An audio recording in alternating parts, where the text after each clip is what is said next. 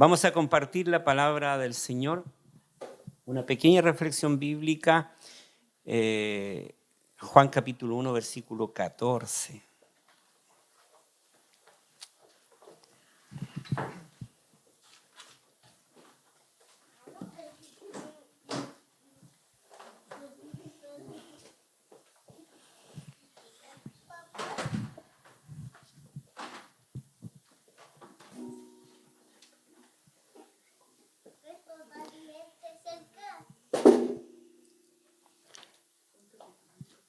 El título del sermón, Se hizo hombre, y el texto bíblico Juan capítulo 1, versículo 14. Como nos vamos encontrando, nos vamos a poner de pie, ¿cierto? En reverencia a la palabra del Señor. Dice así la palabra: y aquel verbo fue hecho carne y habitó entre nosotros, y vimos su gloria, gloria como del unigénito del Padre, lleno de gracia y de verdad. Amén. Padre celestial, le damos gracias, Señor, en este momento que estamos reunidos en su nombre. Gracias porque hemos podido, Señor, reunirnos, porque usted ha permitido eso tan hermoso de poder reunirse los hermanos juntos en armonía. Le damos gracias por ello, gracias por poder, Señor, entonar estas alabanzas que mis hermanos con mucho cariño han preparado estos días, han estado ensayando. Gracias, Señor, por esa preocupación, pero también, Señor, ese cuidado de poder, Dios mío, cantar Biblia, de poder estar exaltando su nombre, porque usted se lo merece. Amén. Señor, que su palabra, que esta pequeña reflexión nos ayude, Dios mío, y nos bendiga. Necesitamos de su gracia, necesitamos de su presencia, necesitamos de su Espíritu Santo, en el nombre de Jesús. Amén y amén. Pueden tomar asiento, queridos hermanos. Voy a hacer una pregunta. Yo creo que, no quiero que me la respondan, pero que piensen. Y esta pregunta a lo mejor no todos me la podrían responder. Pero ¿qué estaban haciendo ustedes en el año 1986?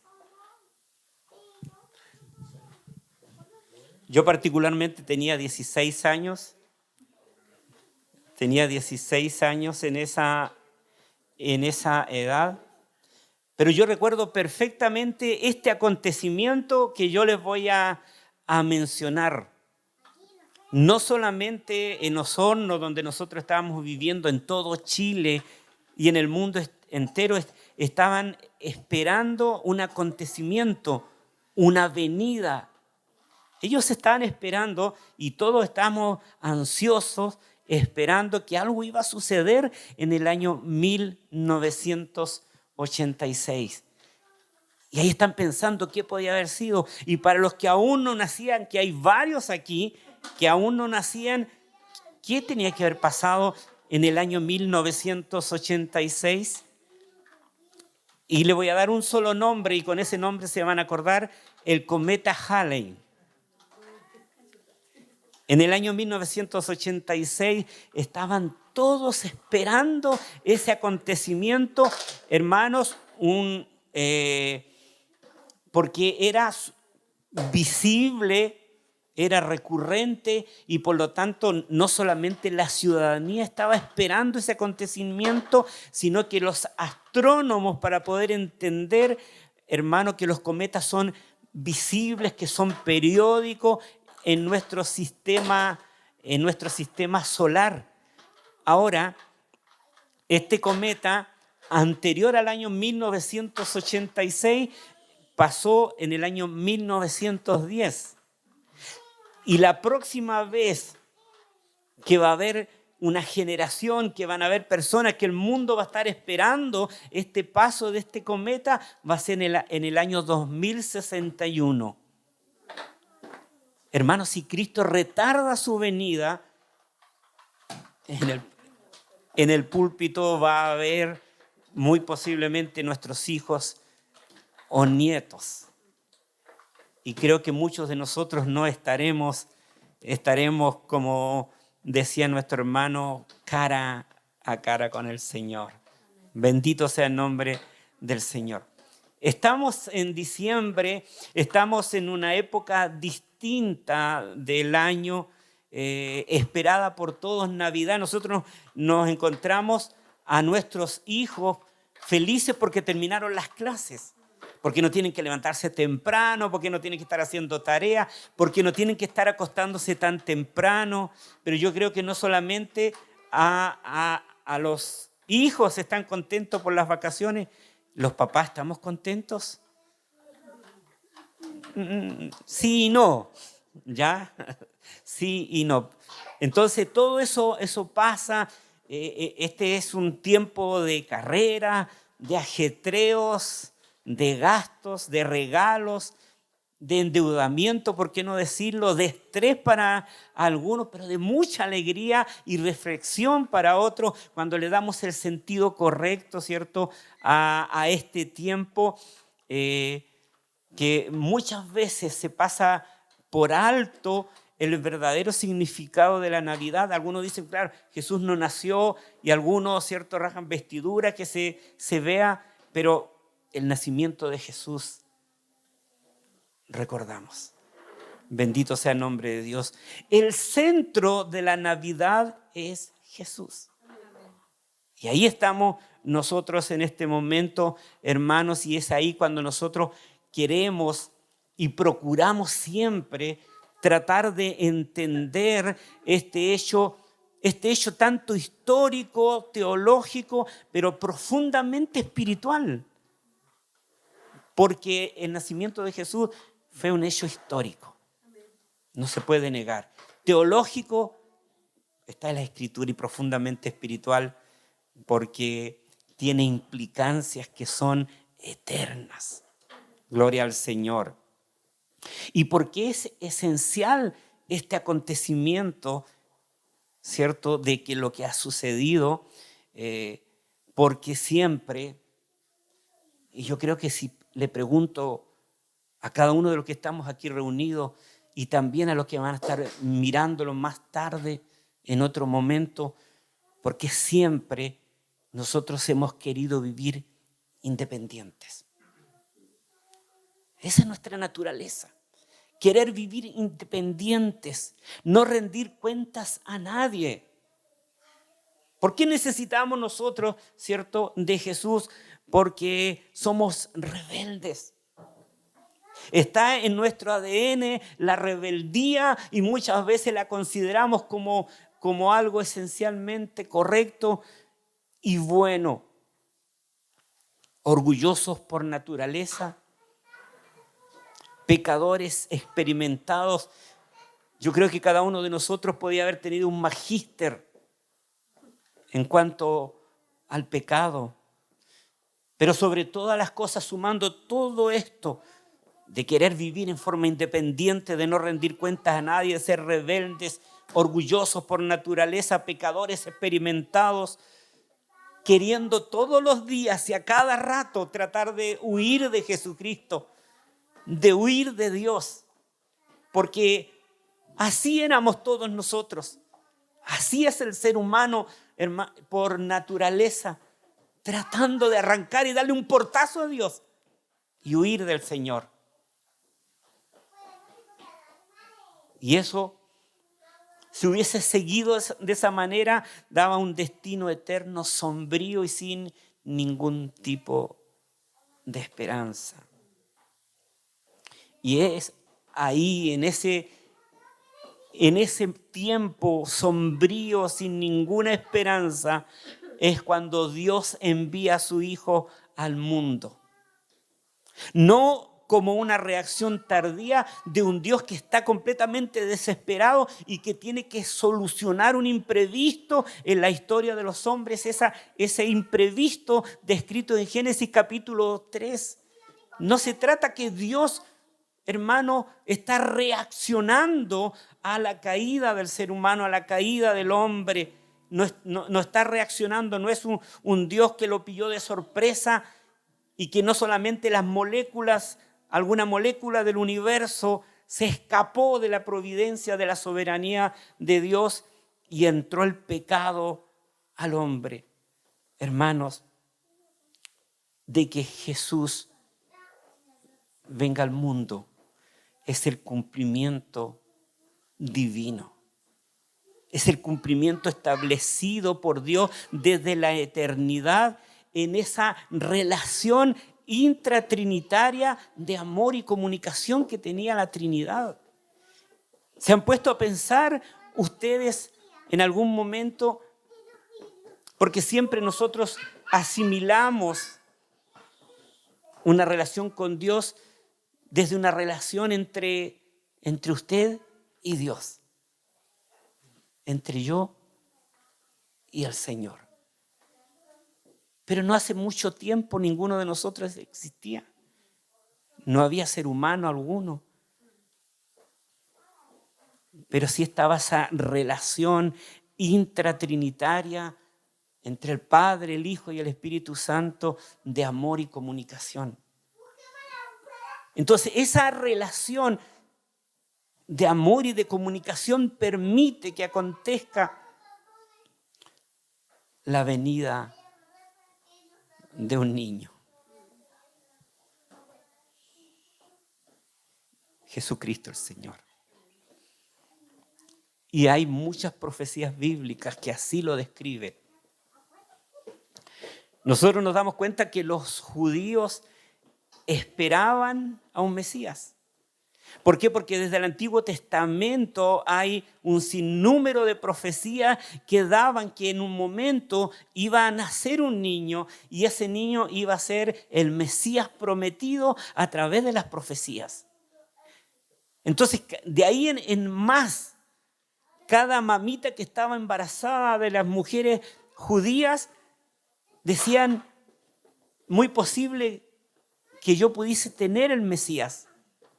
Y ahí estaban preocupadas y nacía y de ahí otra generación y otra generación esperando de que de su vientre pudiese nacer el Salvador del mundo, el prometido a través de las profecías.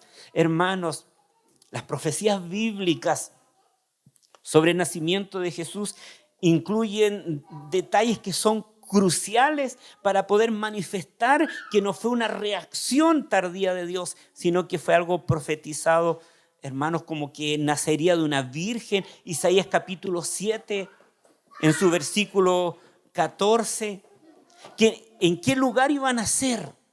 En Belén. Miqueas capítulo 5, versículo 2, de la descendencia de David. Isaías Salmo 132, versículo 11, sería llamado Emmanuel, que significa Dios con nosotros, y príncipe de paz. Isaías capítulo 9, versículo 6, siendo anunciado por un mensajero, por Juan el Bautista. Malaquías capítulo 3, versículo 1, y señalado por una estrella. Números 24, versículo 17. Absolutamente todas las profecías cumplidas en el nacimiento de Cristo, nuestro Salvador.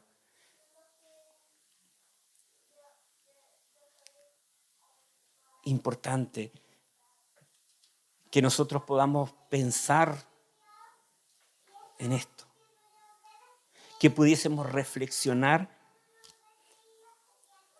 de este acontecimiento y cómo esto ha afectado a nuestras vidas. Porque Génesis 3, ¿cierto? Ahí con nuestros primeros padres, con Adán desobedeciendo, con Adán, ¿cierto? Y Eva desobedeciendo a la voluntad de Dios y rechazando esa voluntad perfecta de nuestro Dios. Y muchas veces más de alguno de nosotros ha reclamado, ¿cierto?, contra Adán, diciendo, tenemos que tener una conversación con Adán porque él cayó. Pero también nosotros nos damos cuenta que dentro de los hombres él era el indicado, él era el mejor dentro de los que estábamos allí. y él cayó y él desobedeció y él le dio la espalda a Dios y él no supo usar su rol como líder, como esposo, como cabeza del hogar. La esposa, cierto, no supo entender de cuál era el diseño, o no quiso, más bien dicho, porque sí lo sabía, no quiso aceptar y reconocer el diseño de Dios para ella. Y ahí es cuando sucede todo, y ahí entra el pecado, y ahí entra la desobediencia, y ahí ingresa el querer darle las espaldas a Dios y todo lo que hemos dicho del orgullo, del pecado, de la desobediencia. Y eso nos afectaba absolutamente a todos nosotros. No hay, la Escritura nos dice en Romanos que no había ni siquiera uno solo que se escapase de ello. Entonces, ese fin sombrío que nos esperaba a cada uno de nosotros, que hoy nosotros hay algo distinto, que hoy podemos estar hablando de Dios, que podemos tener una relación con Dios, que podemos tener una posición en Cristo, de que somos justos en Él, es porque Dios envió a su Hijo. Hermanos amados, todas las profecías que se han cumplido estaban en la persona de Cristo el Salvador esperado. Ahí el verbo, el logos que nos describe la palabra en Juan capítulo 1 se está refiriendo a Jesús. Jesús es el mensaje total. Hermanos, nosotros no necesitamos otro mensaje. Jesús es el mensaje total.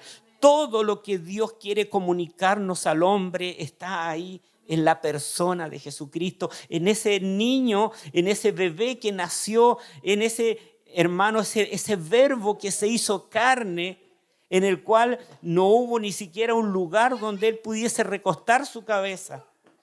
En Jesucristo el Señor. Y ahí nosotros nos encontramos en el primer capítulo de Juan, que nos da una idea dentro de la relación padre-hijo antes que Jesús viniera a la tierra en forma humana. En San Juan nos dice que Él preexistió con el Padre, versículo 1, si usted ve ahí en el versículo 1, que Él estuvo involucrado, Jesús, en la creación de todo, en el versículo 3, que Él es la luz de los hombres, versículo 4. Cuando nosotros queremos buscar la luz, Él es la luz de los hombres.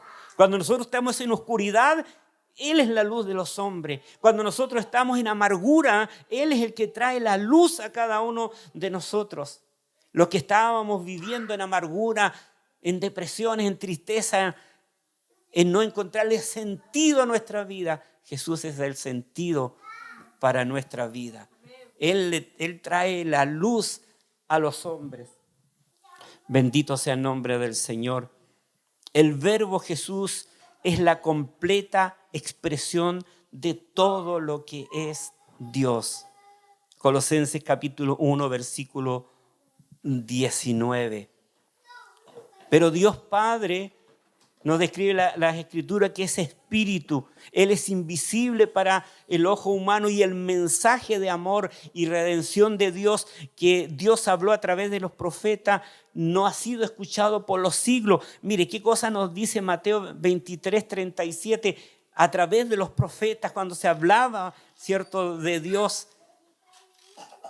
Jerusalén, Jerusalén, que matas a los profetas y apedreas a los que te son enviados. ¿Cuántas veces quise juntar a tus hijos como la gallina junta sus polluelos debajo de las alas? ¿Y qué pasó?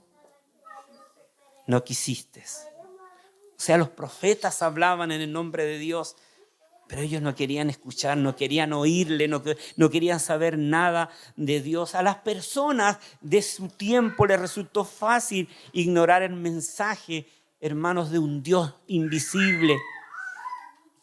¿Y qué hicieron ellos? Ellos continuaron en su pecado, continuaron en su rebelión. Y por ese motivo el mensaje, el logos, la palabra, se hizo carne. Tomó forma humana y vino a habitar entre nosotros. sea, ¿cómo nosotros no vamos a entender que este es el mejor regalo que ha recibido la humanidad?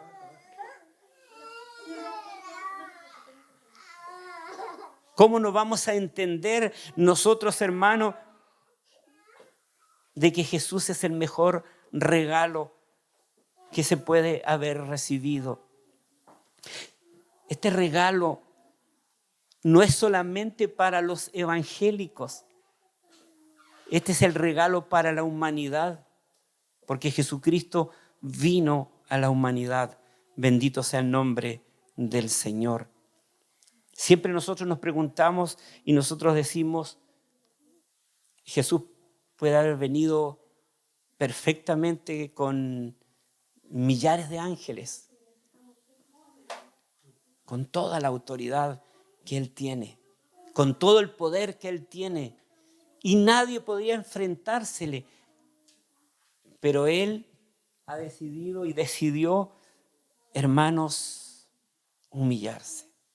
Filipenses capítulo 2, versículos 5 al 11 nos detalla tan perfectamente como Él lo hizo, y nos dice que haya pues en vosotros este sentir que hubo también en Cristo Jesús, el cual siendo en forma de Dios no estimó el ser igual a Dios como cosa a que aferrarse, sino que se despojó a sí mismo, tomando forma de siervo, hecho semejante a los hombres, y estando en la condición de hombre, se humilló a sí mismo, haciéndose obediente hasta la muerte y muerte de cruz, por lo cual Dios también lo exaltó hasta lo sumo y le dio un nombre que es sobre todo nombre, para que en el nombre de Jesús se doble toda rodilla de los que están en los cielos y en la tierra y debajo de la tierra, y toda lengua confiese que Jesucristo es el Señor, para gloria de Dios. Esa fue la manera en que Jesús, ¿cierto?, ha decidido hacerse carne. Entonces nosotros encontramos ahí en la encarnación de Jesucristo que el propósito de la encarnación no era probar la comida, ni siquiera era, hermanos, mostrar, ay, siento el dolor como lo sienten ustedes. Ni siquiera ese era en el fin último. El Hijo de Dios fue hecho carne para poder ser el Salvador, para poder salvarnos a cada uno de nosotros. Hermanos, y poder salvarnos aunque nosotros en algún momento de nuestra vida nosotros hubiésemos escupido la cruz, hubiésemos querido negar a Jesucristo, negar que se hizo carne, que habitó entre los hombres, que estuvo con nosotros, que fue un varón experimentado en dolores. Aunque nosotros lo neguemos,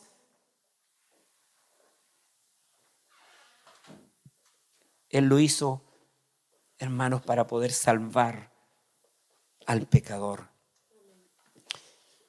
Y en ese sentido, ¿cierto? Primero era necesario nacer bajo la ley, Gálatas capítulo 4, versículo 4. Todos nosotros hemos fracasado, ¿cierto? Los judíos en el cumplimiento de la ley de Dios. Cristo vino en la carne bajo la ley para poder cumplir a favor nuestro. Pero una de las cosas más importantes de la encarnación de Cristo era necesario que el Salvador derramara su sangre para el perdón de pecados. Entonces, ese sacrificio, ese derramamiento de sangre era necesario y era primordial que sea en cuerpo de carne y hueso. ¿Se imagina hubiese venido en su divinidad solamente? Pero para poder derramar sangre, para poder expiar nuestros pecados, para poder comprarnos a través de precio de sangre, era necesario y era importante, hermanos, su encarnación, que pudiese venir y nacer de una mujer y poder, ¿cierto?, llegar a este mundo y poder habitar entre nosotros. Yo me pregunto, aquellos que jugaron con Jesús cuando era pequeñito, cuando andaba corriendo, ¿Cómo sería Jesús? Una madre preocupada como las madres. ¿Dónde está Jesús? Corriendo.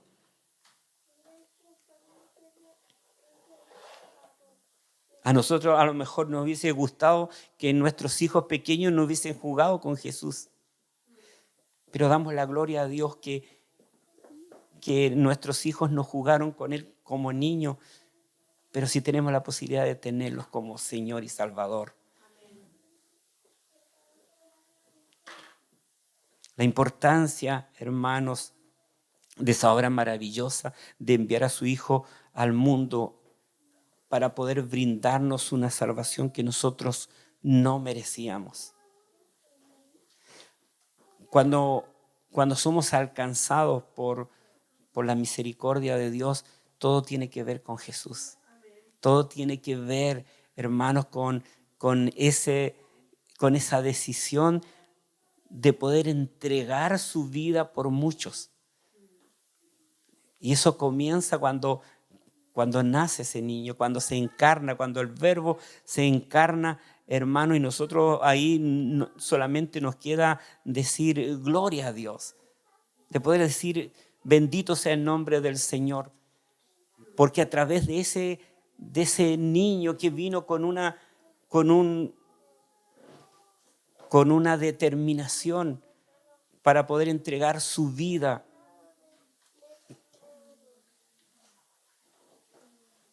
por nosotros.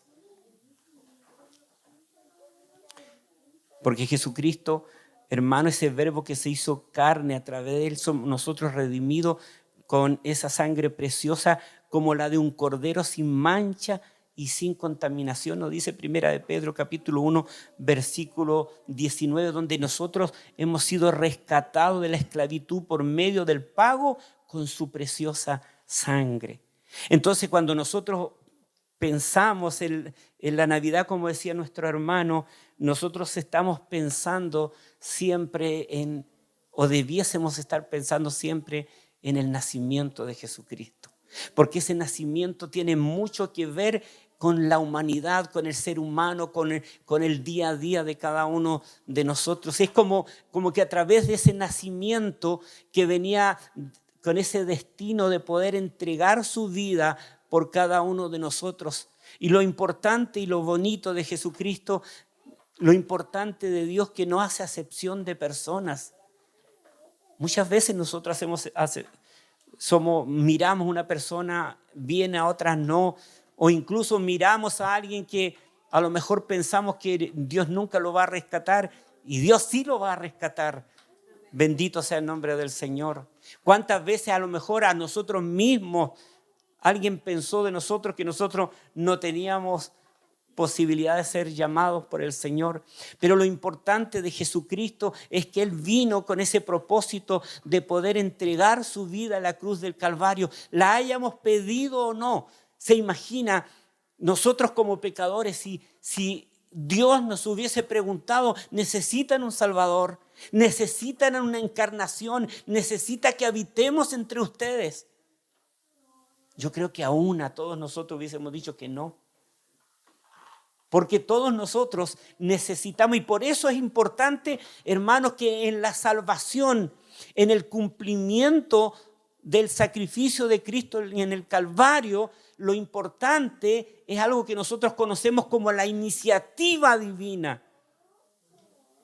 Porque yo creo que no existe el tal de la iniciativa del ser humano para venir a Dios, porque cada uno de nosotros, rebeldes por naturaleza, no queríamos absolutamente nada con Dios.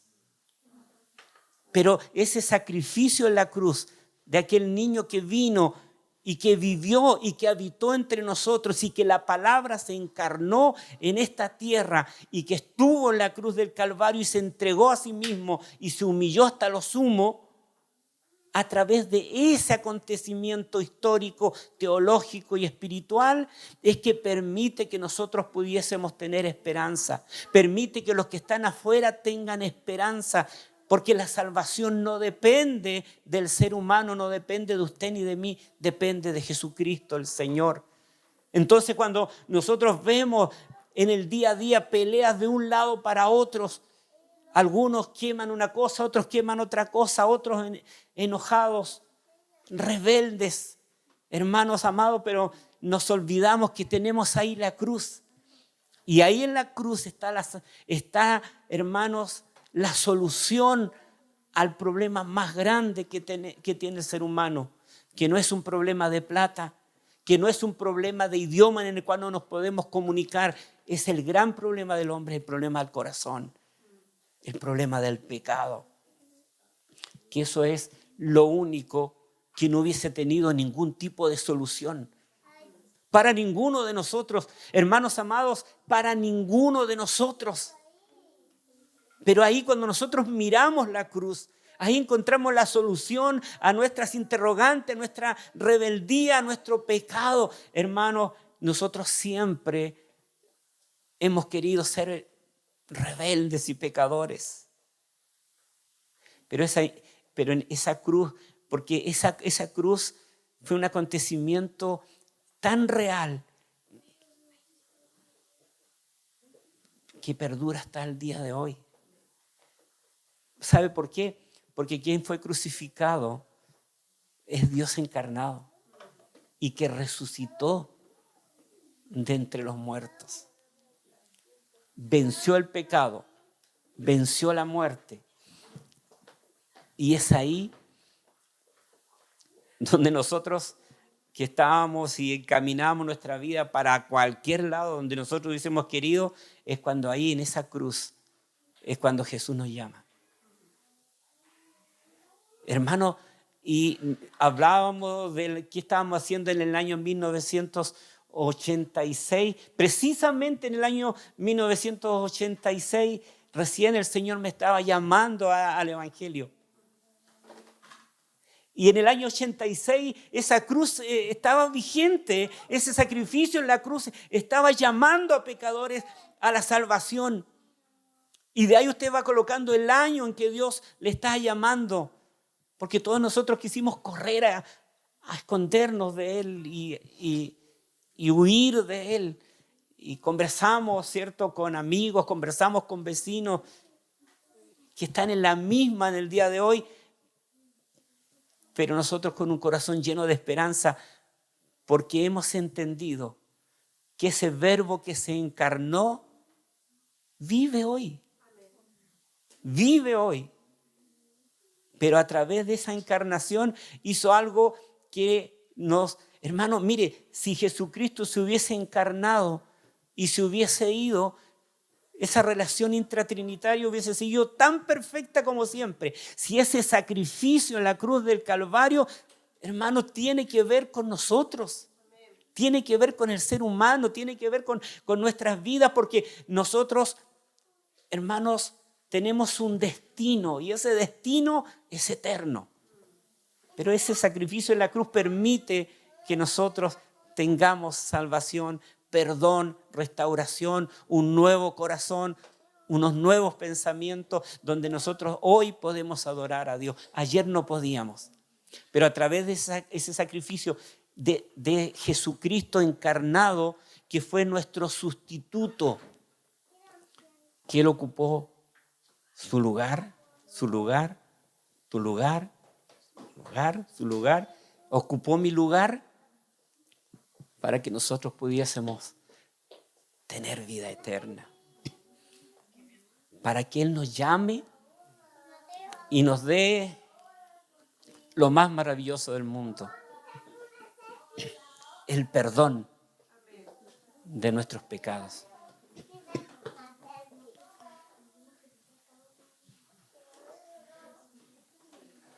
A veces nosotros no tenemos la dimensión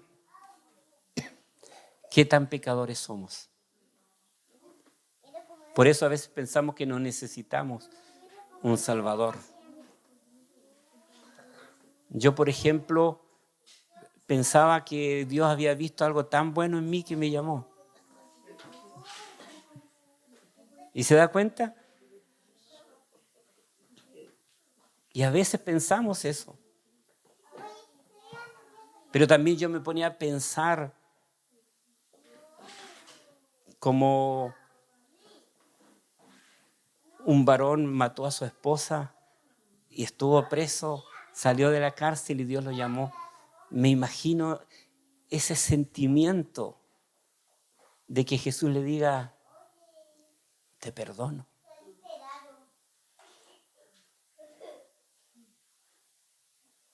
Y desde ese día ese varón sirvió a Dios por siempre.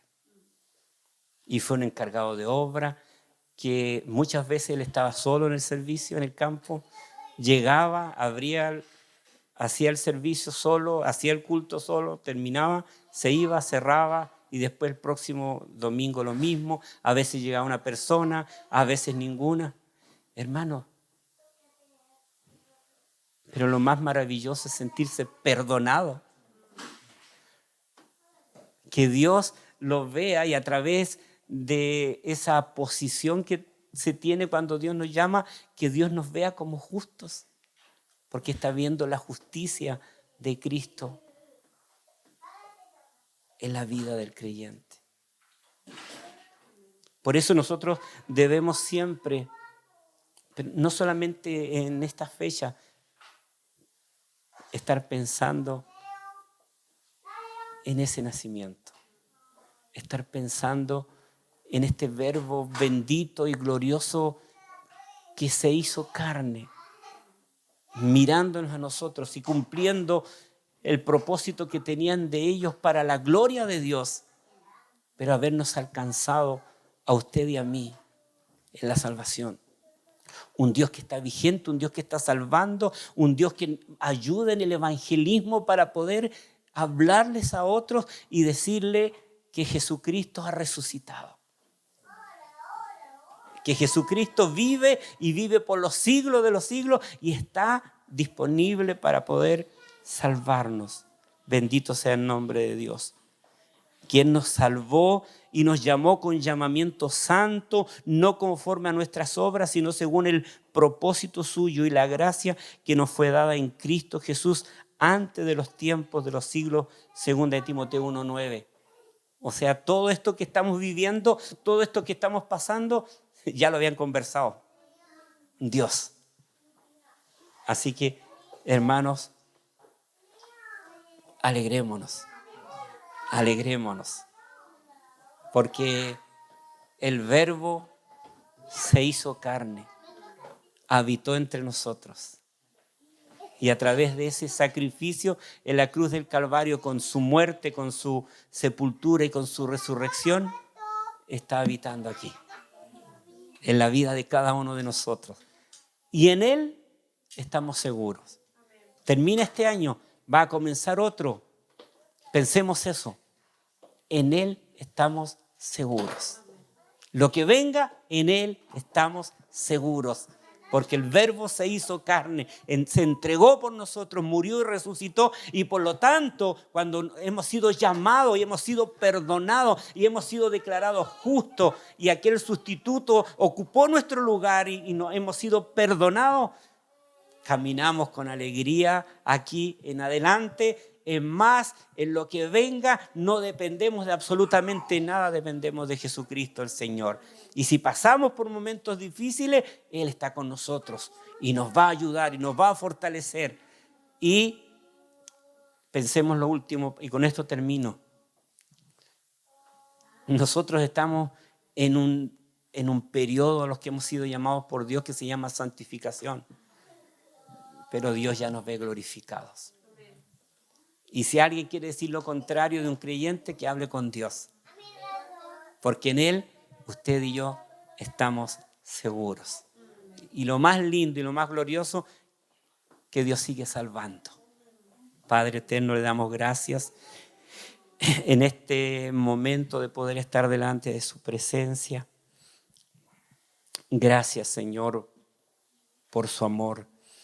Y gracias por permitirnos, Señor, hablar de usted y de meditar y de pensar en usted para la gloria de su nombre.